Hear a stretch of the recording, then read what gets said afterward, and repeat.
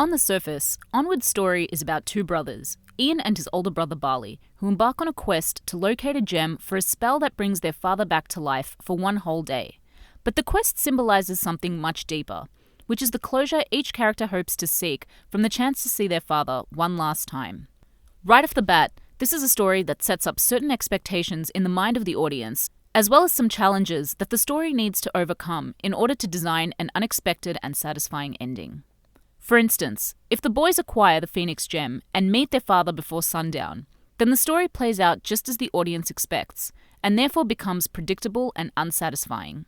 And if the boys fail in their quest and miss the chance to see their dad, then the ending may defy audience expectation, but it won't be the kind of ending that evokes meaning or satisfaction.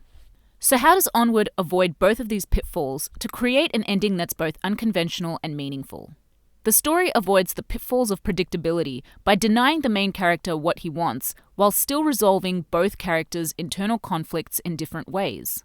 When Barley's directions lead the boys back to their hometown in New Mushroom, the characters are back where they started, and the sun is about to set, meaning the spell might not be completed in time, and the boys may miss their chance to meet their father. He reviews the list of goals he was hoping to accomplish with his father, crossing off each activity one by one until he reaches learn how to drive. He reflects on his quest with Barley and realizes that driving is something he did learn to do. Then upon reviewing his other goals, Ian has a self-revelation. He may not get to share his life with his father, but he can share his life experiences with his brother instead. The act of crossing his failed goals off his list is the catalyst for helping Ian realize that he has accomplished each of his goals, just not in the way that he expected, because everything he wanted to do with his father, he got to do with Barley instead. At this point, Barley locates the Phoenix Gem and unwittingly releases a curse in the form of an elf-eating dragon. Barley realizes that the only way to pull off the spell in time is if one of them fights against the curse while the other completes the spell. So he tells his little brother that he'll distract the dragon so Ian can meet their father in time. But Ian rejects his brother's sacrifice and tells Barley that he should take the chance to say goodbye before the spell wears off forever, thereby sacrificing the chance to meet his father so his brother can have the opportunity instead. And it's this self-revelation that earns Ian a meaningful and well-justified sacrifice at the end of the movie, because unlike Ian, Barley never had an older male figure to look up to, not to mention the major sacrifices he's made along the way. The reason this makes for a good ending is because none of these choices are random. There's a reason why Barley being the one to see his father feels completely justified. Early in the film, Barley mentions that he only has 3 memories of his father. But towards the end of their journey, he makes an accidental confession about a 4th memory, when he tells Ian that he was too scared to visit their dad at the height of his illness and missed his chance to say goodbye before he passed away. This is a crucial moment in the film because we learn that Barley is carrying an unresolved emotional conflict that can only be rectified through closure.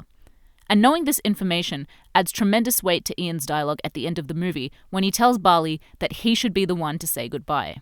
Ian manages to slay the dragon curse, but falls inside a pit of debris. Unable to climb over it, he witnesses the last few seconds of exchange between Barley and his father before the sun goes down and the visitation spell comes to an end. This is by far the most heart-wrenching moment in the film. The moment we realize that the main character isn't going to get what he wants, even when that desire is completely justified. Ian's sacrifice is not only noble and heartfelt, but also somewhat unpredictable, because it goes against the conventions of a story we've come to anticipate. And this ultimately makes for a richer story, because the audience is denied a predictable outcome in favor of one that feels more meaningful.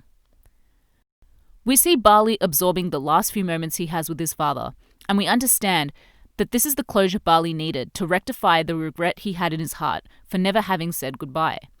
And part of this closure is extended to Ian when Barley tells him that their dad is very proud of the person he grew up to be.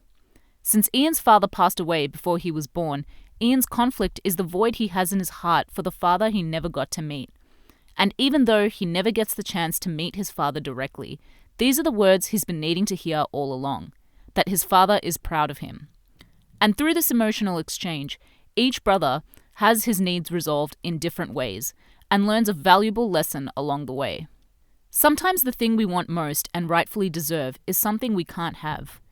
But if we break down that desire, pay attention to the journey, and make a conscious effort to look onward, we may discover that the thing we need most is something we already have, standing right by us, every step of the way.